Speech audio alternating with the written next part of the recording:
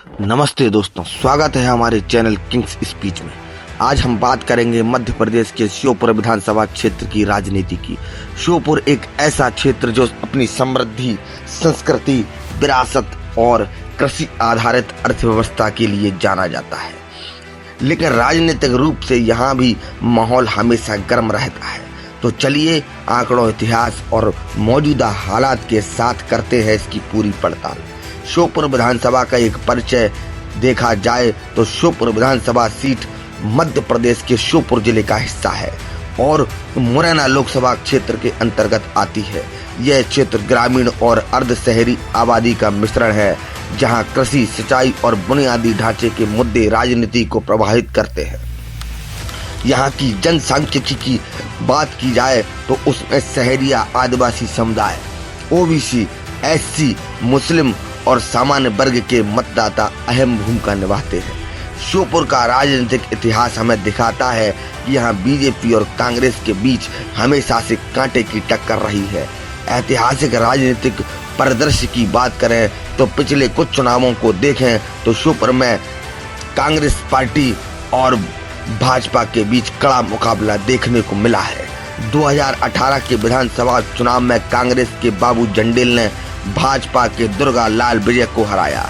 बाबू जंडेल को लगभग 98,000 वोट मिले, जबकि दुर्गा लाल विजय को करीब 57,000 वोटों से संतोष करना पड़ा। जीत का अंतर देखें तो वह 41,000 वोटों का था। 2023 के चुनाव में भी कांग्रेस ने अपनी पकड़ मजबूत बनाए रखी और 2023 के विधानसभा चुनाव में कांग्रेस के बाबू जंडेल को 96,000 वोट मिले तथा भाजपा के दुर्गा लाल विजय को 85,000 वोट। वहीं भाजपा से बागी होकर बसपा पार्टी से चुनाव लड़ने वाले बिहारी सिंह सोलंकी को 23,000 वोटों पर संतोष करना पड़ा। लेकिन ग्रामीण क्षेत्रों में किसानों की नाराजगी और बेरोजगारी जैसे मुद्दों ने भाजपा को मजबूती दी।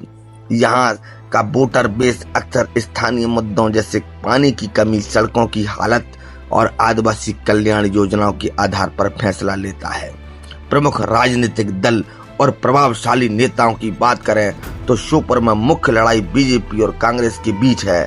बीजेपी का फोकस डबल इंजन सरकार के नारे के साथ विकास, कानून व्यवस्था और पीएम मोदी की योजना पर रहता है।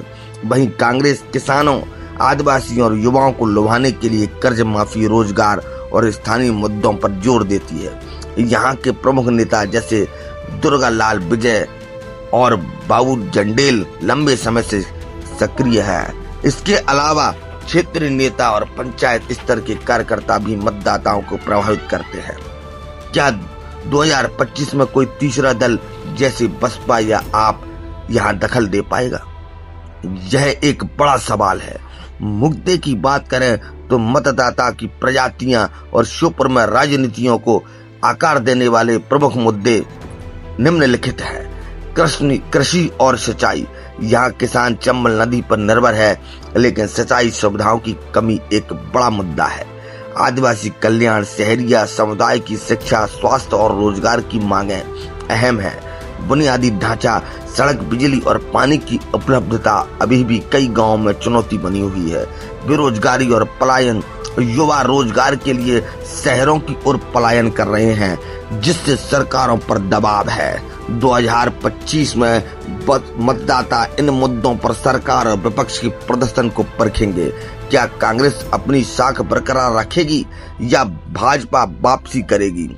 2025 का संभावित परिदृश्य। 2025 में मध्य प्रदेश में विधानसभा उपचुनाव या अन्य राजनीतिक घटनाक्रम हो सकते हैं और श्योपुर भी चर्चा में रह सकता है।